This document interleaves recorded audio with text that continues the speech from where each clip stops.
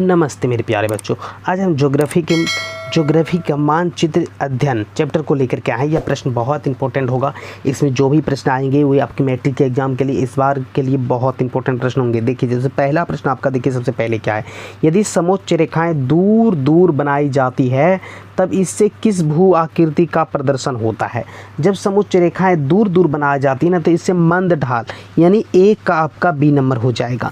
चलिए, उसके बाद आपका देखिए दूसरा नंबर प्रश्न आता है, जब भूमि की ढाल को छोटी छोटी और सटी हुई रेखाओं से दिखाया जाता है तब उसे क्या कहा जाता है। तब उसे कहा जाता है हैस्यूर रेखाएं। 2 का आपका सी नंबर हो जाएगा। चलिए, उसके बाद आपका नेक्स्ट प्रश्न आता है, यदि समोच्च रेखाओं द्वारा किसी नदी को प्रदर्शित करने में 2 या 2 से अधिक रेखाएं एक ही बिंदु पर मिलती दिखाई गई हो तो उस स्थान पर किस प्रकार की भू आकृति का प्रदर्शन माना जाता है। तो उस स्थान पर माना जाता है आपका जलप्रपात का। 3 का आपका बी नंबर हो जाएगा जलप्रपात का। क्लियर। उसके बाद आपका देखिए चौथा नंबर प्रश्न है, कौन विधि उच्चवास प्रदर्शन की विधि नहीं है। तो इसमें आ जाएगा अंक विधि आपका। 4 का आपका सी नंबर अंक विधि। चलिए, उसके बाद आपका 5वां नंबर प्रश्न है, जब समोच्च रेखाएं संकेंद्रीय वृत्ताकार हो, उसके बीच की समोच्च रेखा अधिक ऊंचाई प्रदर्शित करती हो, तब उसे किस प्रकार की भू आकृति का अनुमान लगाया जाता है। तो उसे लगाया जाता है आपका पहाड़ी का। तो पहाड़ हो जाएगा 5 का आपका ए नंबर।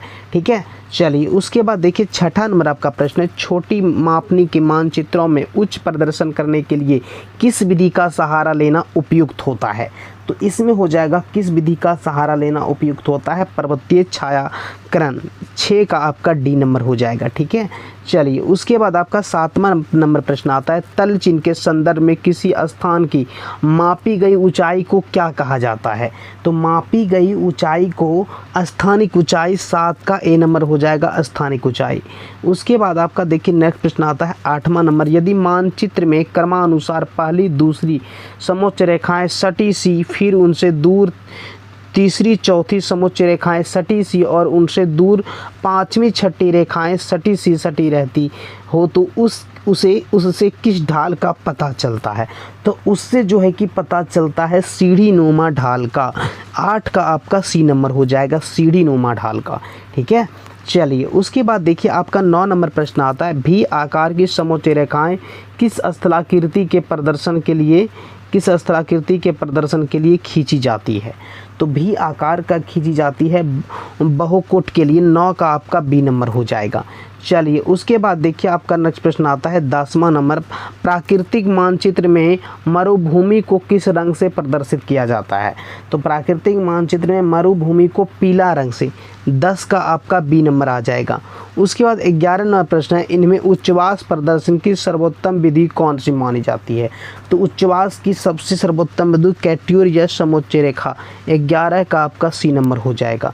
चलिए, उसके बाद देखिए आपका 12 नंबर प्रश्न आता है, किस स्थलाकृति को प्रदर्शित करने के लिए कंटूर रेखा द्वारा गोल या चकोर आकृति बनाई जाती है तथा उनके बीच की दूरी तक खाली जगह छोड़ी जाती है। तो ये आपका आ जाएगा पठार तक। ठीक है। तो 12 का आपका पठार हो जाएगा बी नंबर।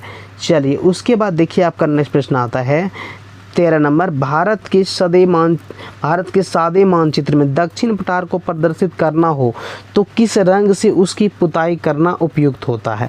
अगर दक्षिण पठार को इंडिकेट करना हो तो इसमें किस रंग से प्रदर्शित करना होता है। तो भूरे रंग से। 13 का आपका बी नंबर हो जाएगा भूरे रंग से। ठीक है।